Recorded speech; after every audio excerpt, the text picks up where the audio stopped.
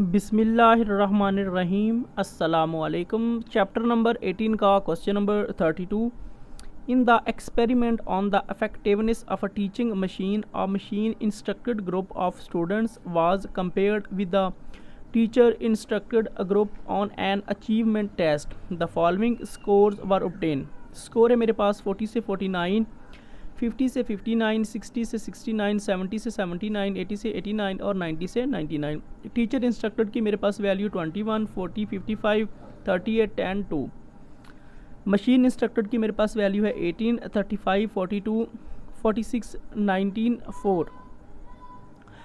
उसके बाद हमने इसमें टेस्ट कौन सा अप्लाई करना है? Apply t test to determine whether there is a significant difference in achievement of the two groups. सबसे पहले आपने एक बात याद रखनी है, ये जो लास्ट क्वेश्चन है चैप्टर नंबर 18 का, ये बाकी तमाम क्वेश्चन से मुख्तलिफ है, तो आपने इसको गौर से समझना है। अब हम आते हैं इसके सॉल्यूशन की तरफ। First step is that H0 μ1 which is equal to μ2 and H1 जो H0 का अल्टरनेटिव होता है μ1 नॉट इक्वल टू μ2। जब हम यहाँ पे नॉट इक्वल टू का साइन यूज़ करेंगे वो हमारा टू साइडेड टेस्ट या टू टेल टेस्ट बन जाएगा। Second step is that level of significance. इस क्वेश्चन में हमें लेवल ऑफ सिग्निफिकेंस गिवन नहीं है, तो हमने अपनी मर्जी से लिया है alpha which is equal to 0.05। Third step is that test statistics. जब हमारे पास डबल मीन हो तो उसके लिए हम फार्मूला यूज़ करते हैं टी नीचे सी एल यानी कि t calculated which is equal to x⁴1 minus x⁴2 over SP1 over n1 plus 1 over n2, इसके ऊपर है स्क्वायर रूट। नीचे मैंने लिखा है D.F। D.F मीन के डिग्री ऑफ फ्रीडम। जब आपके पास डबल मीन बन रहा हो तो आपकी डिग्री ऑफ फ्रीडम बनती है n1 plus n2 minus 2। Fourth step है कैलकुलेशन। कैलकुलेशन में सबसे पहला काम, आपके पास जो टेबल गिवन है क्वेश्चन में उसको आपने लिखना है। यानी मेरे पास स्कोर का टेबल गिवन था तो स्कोर को मैंने x का नाम दिया है, नीचे मैंने तरतीब के साथ उनकी वैल्यू लिख दी है, जैसा कि 40 से 49, 50 से 59, 60 से 69, 70 से 79, 80 से 89 और 90 से 99। नेक्स्ट मेरे पास थी टीचर इंस्ट्रक्टेड की वैल्यू, उसको मैंने F1 का नाम दिया है, नीचे तरतीब के साथ मैंने उनकी वैल्यूज़ को लिख दिया है। इसी तरह नेक्स्ट मेरे पास कॉलम था मशीन इंस्ट्रक्टेड का, उसको मैंने F2 का नाम दिया है, नीचे तरतीब के साथ मैंने उन वैल्यूज़ को लिख दिया है। अब मेरा नेक्स्ट काम स्टार्ट होने लगा है, वो है x। इस x का मतलब क्या है? ये जो मेरे पास स्कोर था मैंने इन दोनों वैल्यूज़ को आपस में ऐड करना है और 2 के ऊपर करना है डिवाइड। हम इस जिसको हम बोलते हैं मिड पॉइंट फाइंड करना। 40 plus 49 divided by 2 which is equal to 44.5। Next है मेरे पास 50 plus 59 divided by 2 which is equal to 54.5। 60 plus 69 divided by 2 which is equal to 64.5।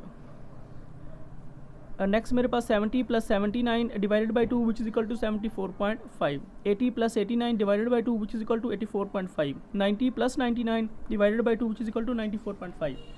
Next मैंने कॉलम बनाया है F1x का। F1x का मतलब है कि आपने F1 की हर वैल्यू को x की वैल्यू से मल्टीप्लाई करना है।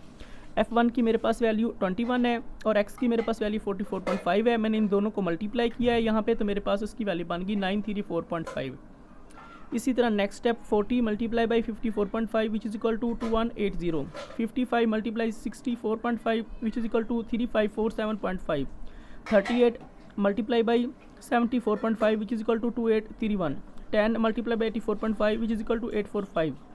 2 multiply by 94.5 which is equal to 189। Next मैंने कॉलम बनाया F2x का। F2x का मतलब है कि आपने F2 ये जो आपको नज़र आ रहा है इसकी हर वैल्यू को आपने x के साथ मल्टीप्लाई करना है। यानी 18 multiply by 44.5 which is equal to 801। 35 multiply by 54.5 which is equal to 1907.5। 42 multiply by 64.5 which is equal to 2709। 46 multiply by 74.5 which is equal to 3427। 90 multiply by 84.5 which is equal to 1605.5। 4 multiply by 94.5 which is equal to 378। अब आपने इन तमाम values को add करना है, तो आपके पास x की value बन जाएगी 10828 और आपके पास F1x की अगर आप इन तमाम वैल्यूज़ को ऐड करेंगे तो आपके पास उसकी वैल्यू बनेगी 10527। अब इसके अलावा भी कुछ स्टेप हैं जिनको हमने करना है, तो आपने इनको गौर से समझना है। नेक्स्ट मैंने कॉलम बनाया है एक्स स्क्वायर का। ये एक्स स्क्वायर कैसे बनता है मैं यहाँ पे इसको आपको क्लियरली समझाऊंगा। ये जो आपकी x की वैल्यू है आपने इसका स्क्वायर लेना है तो x स्क्वायर बनेगा। तो मैंने फर्स्ट वैल्यू का स्क्वायर लिया 44.5 का स्क्वायर, तो उसकी मेरे पास वैल्यू आ गई 1980.25। नेक्स्ट मेरे पास है 54.5, मैंने उसका स्क्वायर लिया है, तो मेरे पास उसकी वैल्यू आई है 2970.25। इसी तरह मैंने 64.5 का स्क्वायर लिया है, तो मेरे पास उसकी वैल्यू आ गई 4160.25। नेक्स्ट मेरे पास है 74.5, उसकी मेरे पास वैल्यू आ गई 3550.25। इसी तरह 84.5 विच इज़ इक्वल टू 7140.25 और लास्ट वैल्यू है 94.5, इसका मैंने स्क्वायर लिया तो उसकी मेरे पास वैल्यू आ गई 8930.25। नेक्स्ट मैंने इधर कॉलम बनाया हुआ है F1 एक्स स्क्वायर का। F1 एक्स स्क्वायर कैसे सॉल्व करते हैं, यहाँ पे आपने गौर करना है।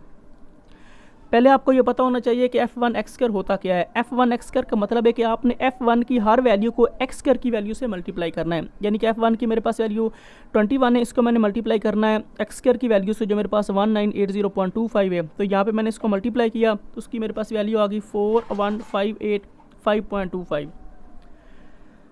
इसी तरह नेक्स्ट स्टेप है 40 मल्टीप्लाई बाय 2970.25, तो उसकी मेरे पास वैल्यू आ गई 118810। नेक्स्ट F1 एक्स स्क्वायर की वैल्यू, F1 की मेरे पास वैल्यू 55 है और इधर है 4160.25, तो उसको यहाँ पे मैंने मल्टीप्लाई किया तो मेरे पास उसकी वैल्यू आ गई 228813.75। 38 multiply by 5550.25 which is equal to 210909.5। इसी तरह 10 मल्टीप्लाई बाई 7140.25, यहाँ पे इसको मैंने मल्टीप्लाई किया तो उसकी मेरे पास वैल्यू आई है 71402.5। इसी तरह 2 मल्टीप्लाई बाई 8930.25, यहाँ पे इसको मल्टीप्लाई किया तो उसकी मेरे पास वैल्यू आ गई 17860.5। मैंने इन तमाम वैल्यूज़ को ऐड किया यहाँ पे इक्वल का साइन लगा हुआ है, यानी first second third 4 5 and 6, sorry ये 6 है, इसको मैंने ऐड किया तो उसकी मेरे पास वैल्यू आ गई 689381.5। नेक्स्ट मैंने कॉलम बनाया F2 एक्स स्क्वायर का। ये जो F2 एक्स स्क्वायर ये कैसे फाइंड करते हैं, F2 एक्स स्क्वायर का मतलब है कि आपने F2 की हर वैल्यू को इस एक्स स्क्वायर से मल्टीप्लाई करना है। अब देखिएगा F2 की मेरे पास वैल्यू 18 है और मेरे पास एक्स स्क्वायर की वैल्यू है 1980.25, तो मैंने 18 को मल्टीप्लाई किया 1980.25 से, तो उसकी मेरे पास वैल्यू आ गई 35644.5। इसी तरह नेक्स्ट मेरे पास F2 की वैल्यू 35 है और एक्स स्क्वायर की मेरे पास वैल्यू है 2970.25, उसको यहाँ पे मल्टीप्लाई किया तो उसकी मेरे पास वैल्यू आ गई 103958.75। इसी तरह F2 की मेरे पास वैल्यू नेक्स्ट है 42, उसको मैंने मल्टीप्लाई किया है 4160.25 से, तो उसकी मेरे पास वैल्यू आ गई 17473.5। इसी तरह F2 की 4 मेरे पास वैल्यू 46 है, तो मैंने 46 को मल्टीप्लाई करना इधर से 4 वैल्यू को जो मेरे पास 5550.25 है, उसकी मेरे पास वैल्यू आ गई 255311.5। इसी तरह 5 वैल्यू मेरे पास F2 की है 19, उसको मैंने मल्टीप्लाई किया है 7140.25 से, तो उसकी मेरे पास वैल्यू आ गई 135664.75। लास्ट मेरे पास F2 की वैल्यू 4 है और मेरे पास एक्स स्क्वायर की जो लास्ट वैल्यू है वो है 8930.25। इन दोनों को मैंने यहाँ पे मल्टीप्लाई किया तो उसकी मेरे पास वैल्यू है 35721। तो मैंने इन तमाम वैल्यूज़ को ऐड किया तो मेरे पास F2 एक्स स्क्वायर की वैल्यू आ गई 741031। अब हम आते हैं इसके नेक्स्ट स्टेप की तरफ।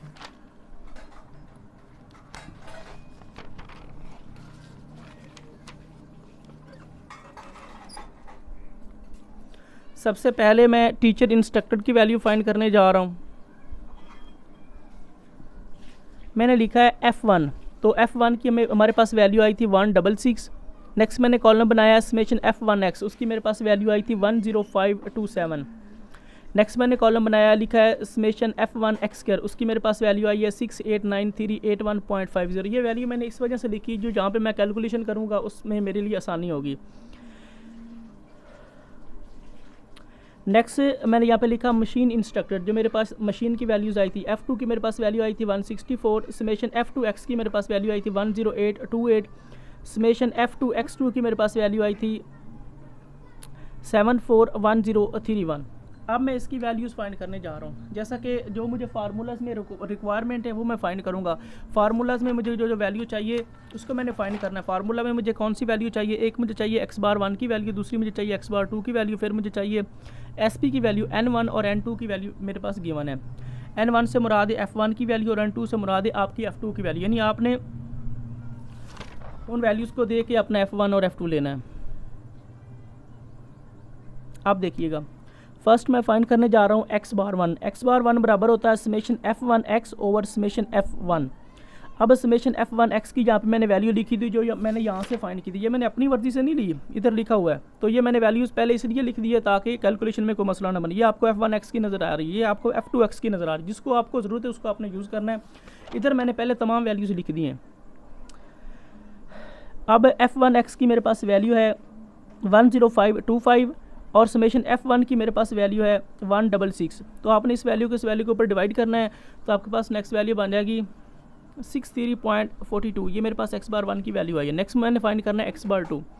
x बार 2 बराबर होता है समेशन f2x। समेशन f2x की मेरे पास वैल्यू आई थी, यहाँ पे मैंने लिखी हुई है 10828 समेशन f2, और समेशन f2 की मेरे पास वैल्यू आई थी 164। तो आपने इस वैल्यू को 164 के ऊपर डिवाइड करना है, तो आपके पास x बार 2 की वैल्यू आ जाएगी 66.05। फार्मूला में हमने फाइंड करना था x बार 1, x बार 2 और SP। अब x बार 1 और x बार 2 की वैल्यू हमने फाइंड कर ली, अब हमने फाइंड करना है SP। तो पहले मैं S² फाइंड करूँगा, बाद में उसका स्क्वायर ख़त्म कर दूँगा, तो वो मेरे पास SP की वैल्यू बन जाएगी। S² बराबर होता है 1 over n1 plus n2 minus 2 into n1 s1 square plus n2 s2 square.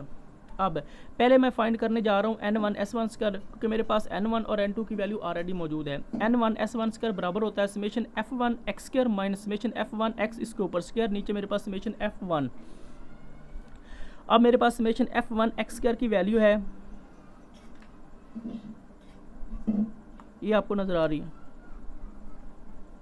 689381.50, फिर ये माइनस का साइन, उसके बाद है समेशन f1x। ये मेरे पास समेशन f1x की वैल्यू 10527, फार्मूले का स्क्वायर यहाँ पे लगा दिया, नीचे मेरे पास समेशन f1 है, तो मेरे पास समेशन f1 की वैल्यू है 166।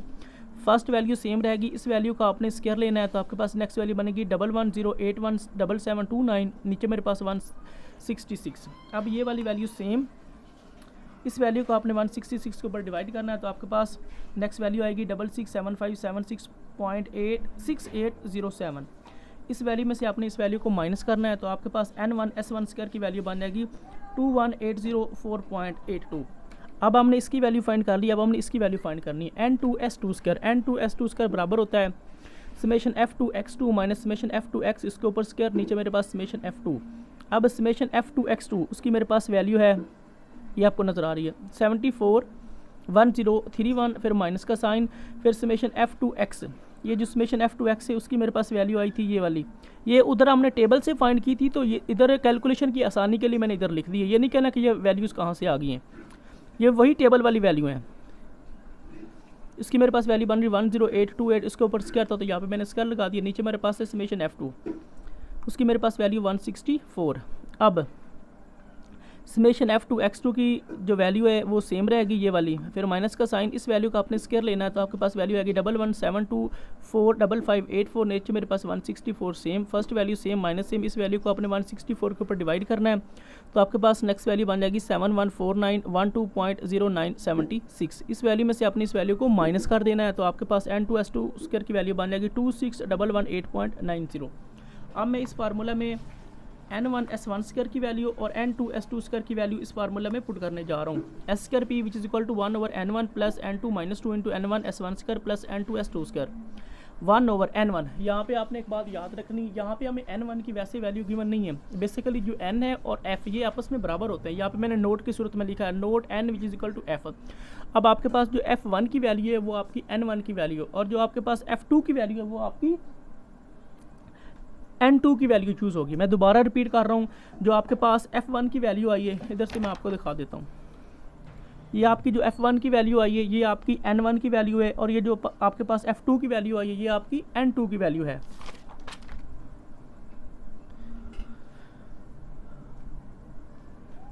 अब n1 की मेरे पास वैल्यू 166 बन गई, जो f1 की वैल्यू थी, प्लस n2 जो f2 की वैल्यू थी वो मेरी n2 की वैल्यू बन गई 164, फिर माइनस, फिर साथ में 2 n1 s1 स्क्वायर, उसकी मेरे पास वैल्यू आई है 2180.4.82, प्लस का साइन n2 s2 स्क्वायर, उसकी मेरे पास वैल्यू है 26118.90। अब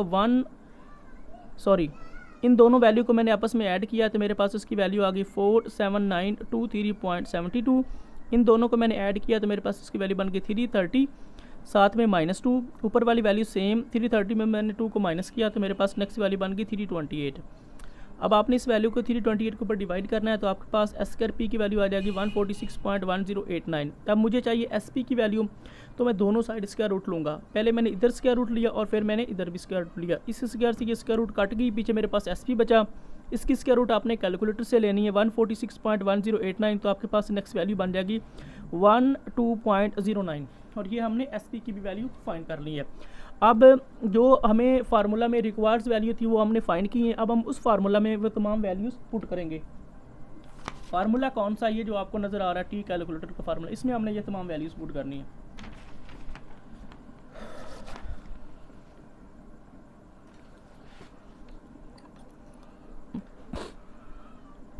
अब देखिएगा, मैंने लिखा है t calculated which is equal to x bar 1 minus x bar 2 S P 1/n1 plus 1/n2। अब एक्स बार 1 की मेरे पास वैल्यू आई थी, मेरी तरफ से मैं आपको दिखा देता हूँ 63.42, उसको मैंने लिख दिया, फिर माइनस का साइन लगा दिया। फिर एक्स बार 2 उसकी मेरे पास वैल्यू आई थी 66.02, उसकी मैंने वैल्यू लिख दी है। नीचे मेरे पास एस पी है, उसकी मेरे पास वैल्यू आई है 12.09, उस वैल्यू को लिख दिया 1/n1। अब n1 कौन सा है, जो आपके पास f1 की वैल्यू थी वो आपकी n1 की वैल्यू थी, जो मेरे पास 166 है, उसको मैंने लिख दिया प्लस 1/n2। f2 की जो वैल्यू है वो आपका n2 की वैल्यू जो मेरे पास 164 है, 63.42 माइनस 66.02, तो आपके पास वैल्यू आ जाएगी -2.60। नीचे 12.09 same 1 divided by 166 which is equal to 0.00602 plus 1 divided by 164 which is equal to 0.00610। अब ऊपर वाली वैल्यू सेम, 12.09 भी सेम, इन दोनों को आपने ऐड करना है, तो नेक्स्ट वैल्यू बन जाएगी 0.01212। ऊपर वाली वैल्यू सेम, 12.09 भी सेम, तो आपने इस वैल्यू का जो आपको नज़र आ रही है इसका आपने कैलकुलेटर से स्क्वायर रूट लेनी है, तो आपके पास इसकी वैल्यू बन जाएगी 0.1101। अब ऊपर वाली वैल्यू सेम, इन दोनों वैल्यू को आपने आपस में मल्टीप्लाई करना है, तो आपके पास नेक्स्ट वैल्यू बन जाएगी 1.33100 माइनस 2.60 को आपने डिवाइड करना है 1.33100 के ऊपर, तो आपके पास वैल्यू बन जाएगी -1.95। 5 स्टेप है क्रिटिकल रीजन। तो क्रिटिकल रीजन आपने डायरेक्ट नहीं लेनी, इसके लिए हमें बुक के ऊपर एक इंस्ट्रक्शन गिवन है, तो हमने उसके अकॉर्डिंग अपनी क्रिटिकल रीजन लेनी है। आपने जब भी क्रिटिकल रीजन लेनी है तो आपने अपना H1 चेक कर लेना है। H1 में यहाँ पे नॉट इक्वल टू का साइन आ रहा है, तो हमें जो स्ट्रक्चर क्रिटिकल रीजन के लिए गिवन है हम उस स्ट्रक्चर के अकॉर्डिंग अपनी क्रिटिकल रीजन लेंगे।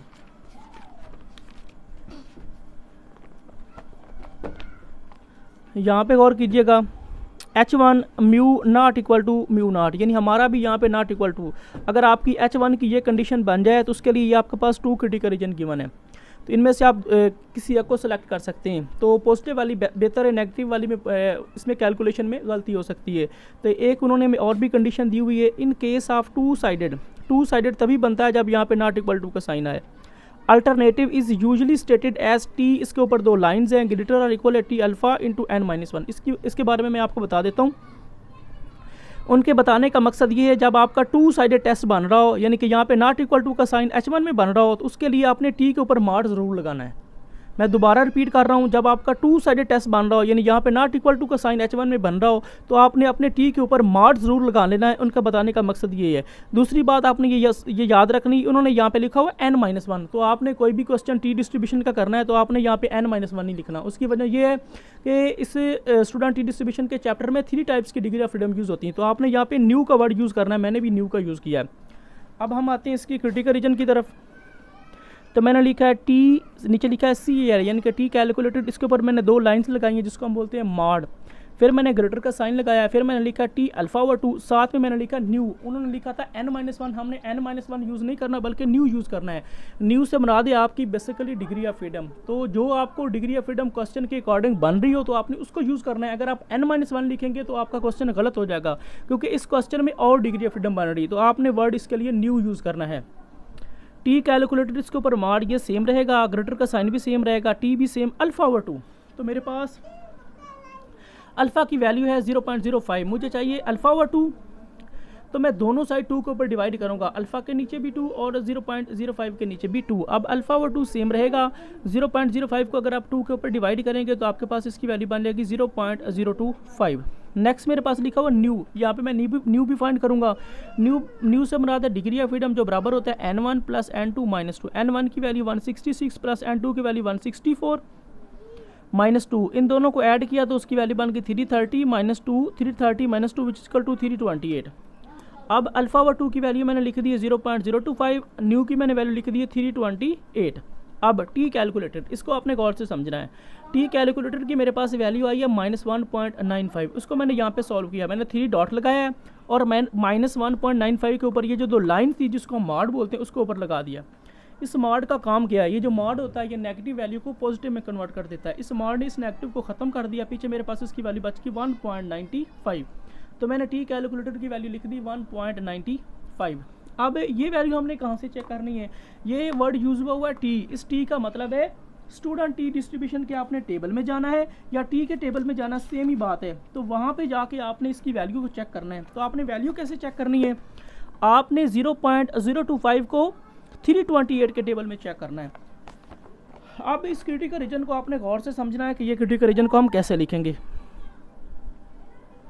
यहाँ पे गौर कीजिएगा, ये मेरे पास लिखा हुआ है 0.025 और साथ में उन्होंने कहा है 328।